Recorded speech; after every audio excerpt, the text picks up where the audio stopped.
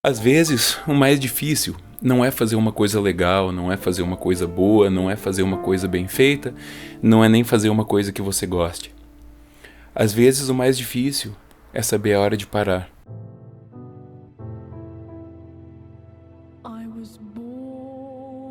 Em 1993, a cantora inglesa Kate Bush lança um disco chamado The Red Shoes. Isso é importante por dois motivos. O primeiro é fácil de entender, o disco é muito legal. O segundo motivo é um pouquinho mais complexo. Para entender isso, a gente vai ter que voltar até o século XIX. Esse é Hans Christian Andersen, um escritor da Dinamarca que escreveu várias fábulas infantis famosas, como O Soldadinho de Chumbo, A Pequena Sereia, O Patinho Feio e Os Sapatos Vermelhos. Com o passar dos anos, Andersen ficou muito famoso, e suas obras foram adaptadas para várias outras mídias, música, balé, desenho e inclusive filmes. Uma adaptação incrível é o filme de 1948, The Red Shoes, em que uma bailarina interpreta a dançarina dos sapatos vermelhos em um balé que representa a fábula de Andersen. Essa fábula conta a história de uma menina que coloca sapatos vermelhos mágicos que a fazem dançar muito bem, mas ela não consegue parar.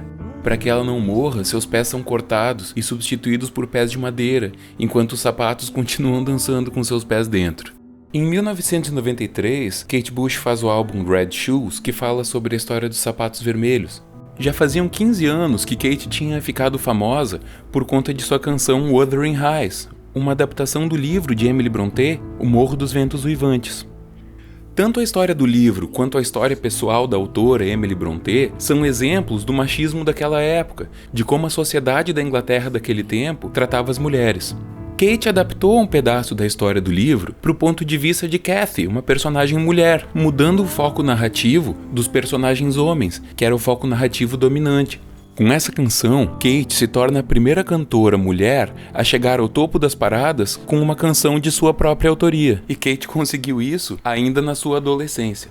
Isso foi em 1978. 15 anos depois, em 1993, Kate já coleciona vários prêmios, vários discos de ouro, vários discos de platina. É uma cantora consagrada com muito sucesso de público e de crítica. Sua vida pessoal, por outro lado, vivia um momento muito delicado. Sua mãe havia falecido um ano antes, em 92. O seu guitarrista, Alan Murphy, havia falecido também no ano anterior, por consequência de AIDS. Além disso, Kate passava por um divórcio com o baixista de sua banda, Del Palmer, com quem tinha um relacionamento de muitos anos. Como todos os álbuns que Kate vinha fazendo, esse disco levou tempo para ficar pronto porque ele foi muito caprichado. A sua gravação teve inclusive participação de Eric Clapton, Jeff Beck e Prince nas guitarras. Desde 1979, Kate não fazia uma turnê com shows pelo mundo e estava pensando em finalmente voltar aos palcos. Além disso, Kate dirigiu e estrelou o filme The Line, The Cross and The Curve, que continha muitas músicas do disco The Red Shoes. O disco vendeu bastante, foi aclamado pelos críticos e, no ano seguinte, Kate foi indicada como Personalidade do Ano pelo Brit Awards, um dos maiores prêmios do Reino Unido. A seguir, Kate simplesmente sumiu. Ela desapareceu. Não dava mais entrevistas, ninguém sabia direito onde ela estava, não lançava mais músicas, não aparecia em programas de TV, não lançava mais clipes. E durante 12 anos, Kate se tornou, basicamente, uma pessoa anônima.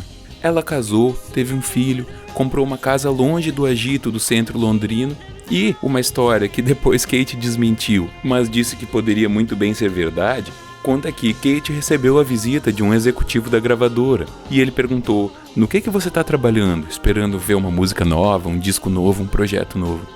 Ela saiu e voltou com um bolo e disse: eu estou trabalhando nisso aqui.